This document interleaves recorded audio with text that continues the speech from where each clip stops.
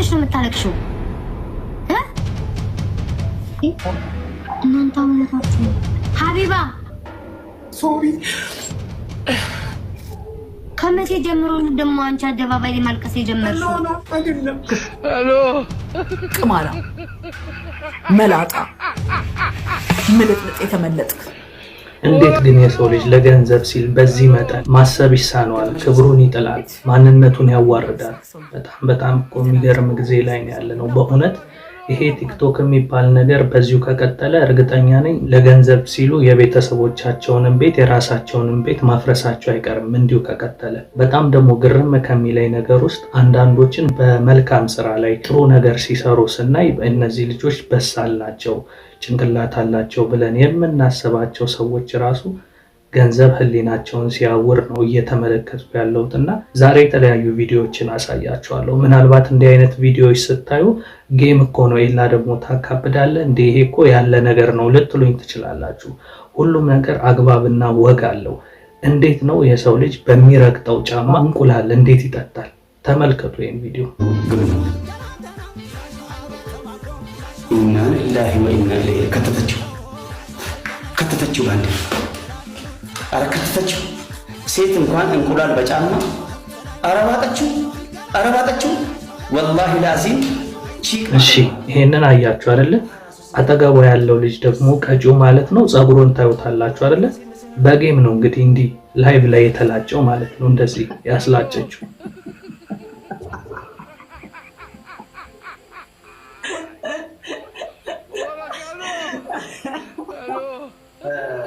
አረ ሌላም ማሳያችኋለሁ። ከሁሉ በላይ መጨረሻ ላይ ማሳያችሁ ቪዲዮ ደግሞ የበለጠ ያናድዳችኋልን። እንዴት የሰው ልጅ በዚህ መጠን ማንነቱን ይረሳል የሚያስብል ቪዲዮ በደንብ አሳያችኋለሁ። እስከ መጨረሻ ተከታተሉ። ከዛ በፊት ግን እስኪ ብዙ ሰዎች ራሱ ሀቢባን በምን አይነት መንገድ ነው የምታውቋት? ለተለያዩ ሰዎች ድምጽ ስትሆን ስትከራከር ምናምን ስታዩ በሳል ሰው ናት ብላችሁ ነው የምታስቡት። ምናልባት አሁን ይህንን ጌም ስለተጫወተች በሳል አይደለችም ልትላት ነው ወይ ልትሉኝ ትችላላችሁ። መብሰል ማለት ማወቅ ማለት ራስን መግዛት ነው። ራስን ስሜታዊ አለማድረግ ነው። ለገንዘብ ብላችሁ ክብራችሁን አለመጣለሁ። ለምሳሌ እዚህ ጋር የምታለቅስበት ምክንያት ምን ይመስላችኋል? ተመልከቱት ይሄን ቪዲዮ። ምን ሆነሽ ነው የምታለቅሽው? እናንተ አውነታችሁ ሀቢባ ሶሪ። ከመቼ ጀምሮ ደግሞ አንቺ አደባባይ ላይ ማልቀስ የጀመርሽው? አይደለም እጄን አቃጥሎኝ በጣም ስሜታዊ ሆንኩኝ። ምኑ ነው? ሰላም ነኝ። ይሄ አረቡ በረዶ በጨው መያዝ ቅጣት ቀጥቶኝ፣ እኔ ሻወር ሰውነት የሚያሳይ ነገር አልቀጣም። እጅና ፊት ግን ኢትስ ኦኬ ብዬው በረዶ በጨው ያዥ እና እሱ በጣም ነው ጋይስ።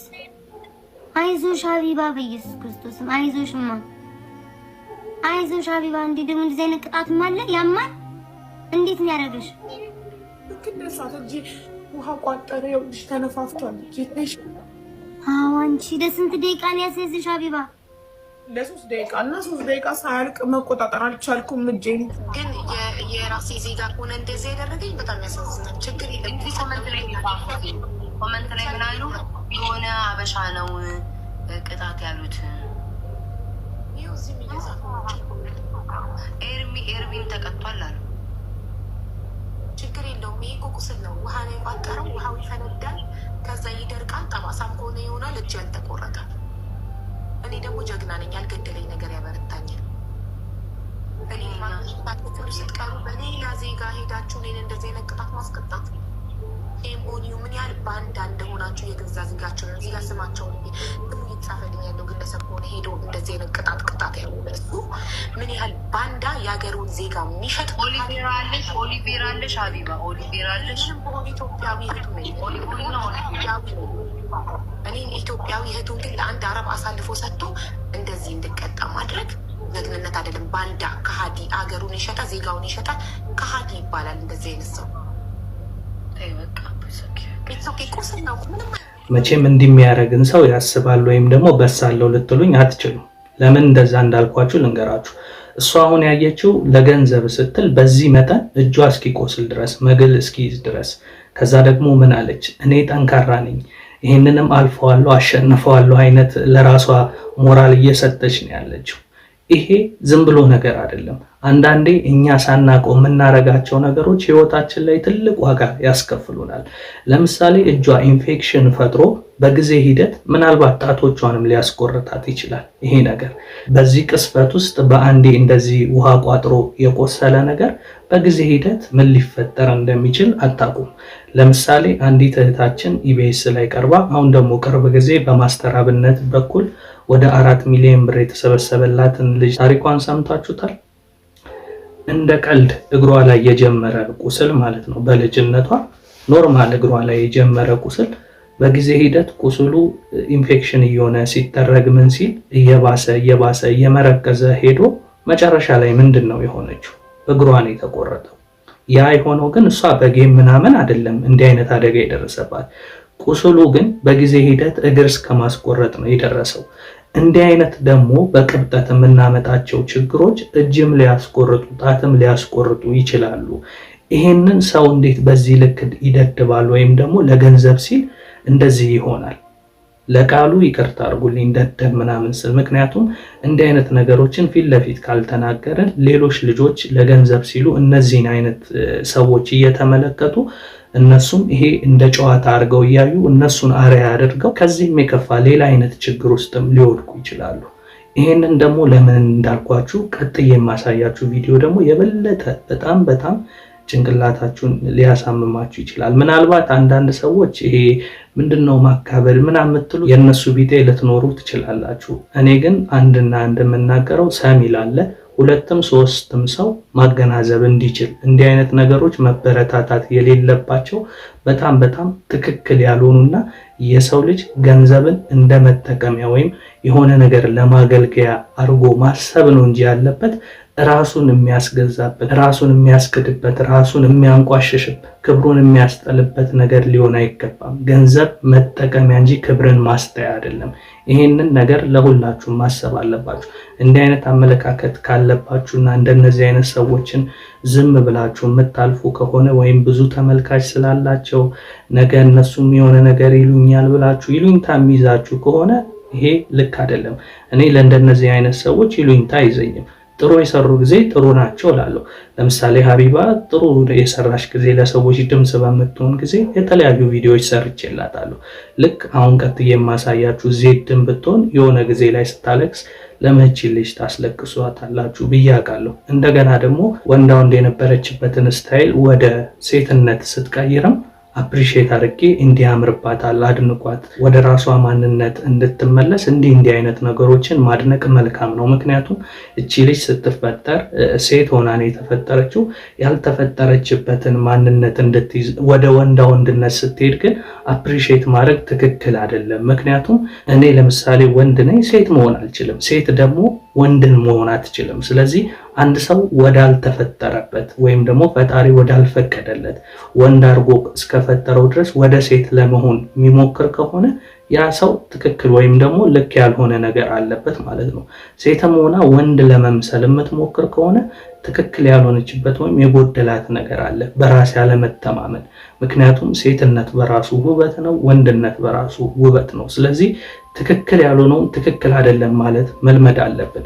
ዝም ብለን እኛ የማናረገውን ሌሎች ሰዎች ሲያደርጉ ዋው ያምርብሻል በዚሁ ቀጥ እያላችሁ ሰውን ግን ገደል የምትከቱ ሰዎች ጥንቃቄ ልታደርጉ ይገባል። አሁን ወደ ዋናው ቪዲዮ ሊድ ምን እንዳረገች ተመልከቱ። ቤት ውስጥ ያለውን ቴሌቪዥን ለቅጣት ብላ አውርዳ ነው የፈጠፈጠችው። ይኸው ተመልከቱ።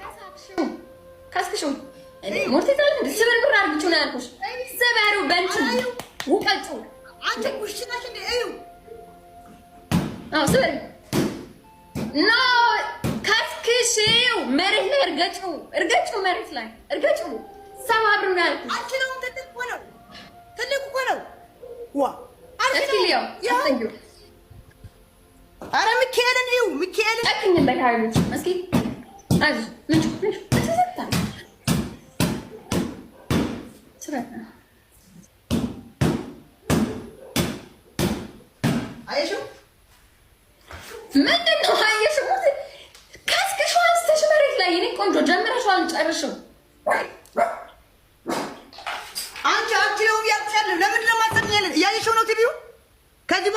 ኤልሽ ቲቪው ይታያል ቁጭ ብሎ አይኑን አፍጥጦ አንስተሽ መሬት ላይ ለዚህ አንስተሽ ነው ለዚህ ጉልበት አጥሽ ነው ኤልሽ እይ ፎት መሬት ላይ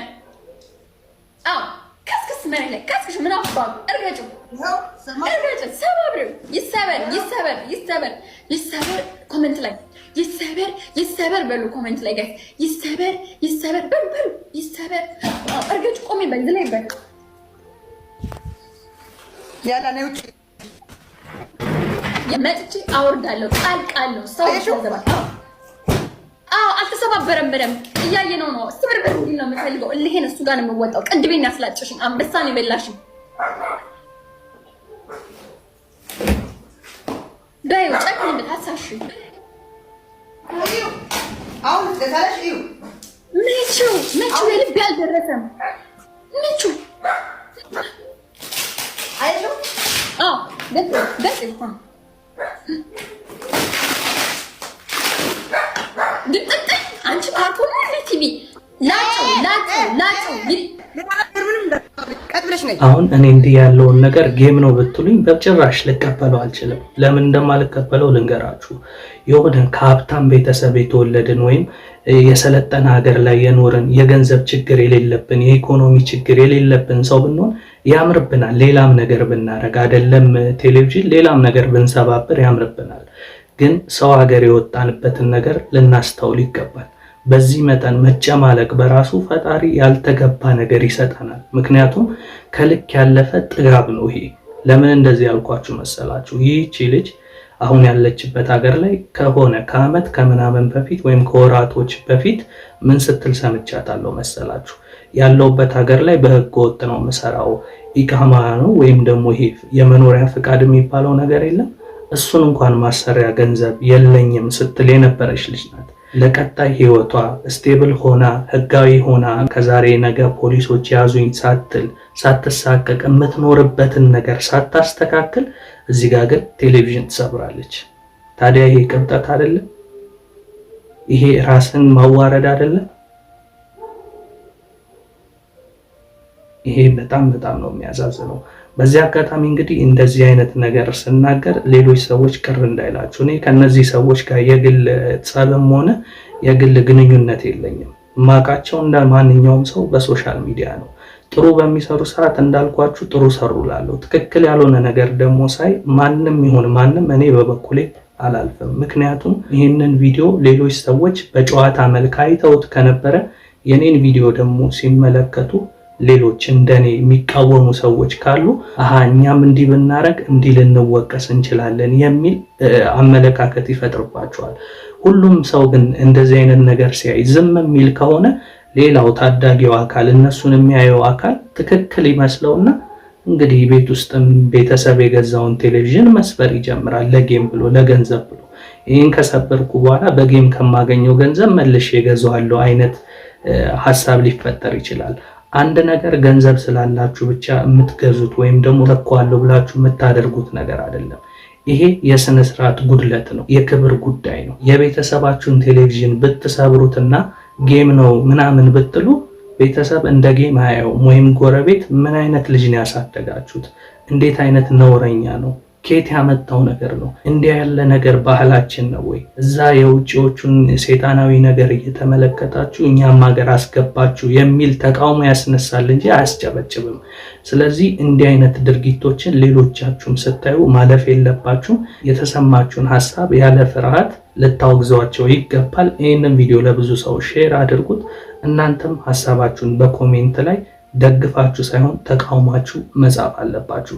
ምክንያቱም ይሄ በፍጹም የሚበረታታም የሚደገፍም አይነት ነገር ስላልሆነ ልትቃወሙ ይገባል። እኔ በበኩሌ በጣም አዝኛለሁ። ሲታዩ ትልቅ የሚመስሉ ነገር ግን በአስተሳሰብ ግን እንደ ሕፃን የሚያስቡና ለገንዘብ ብለው የሚሞቱ ሰዎችን ግን እኔ በበኩሌ በፍጹም ላበረታታም አልችልም። እንዲህ አይነት ነገሮችንም አልቀበልም። የእናንተንም ሀሳብ አስተያየት ከስር ጻፉልኝ። የእናንተው ኤላ ነበርኩ።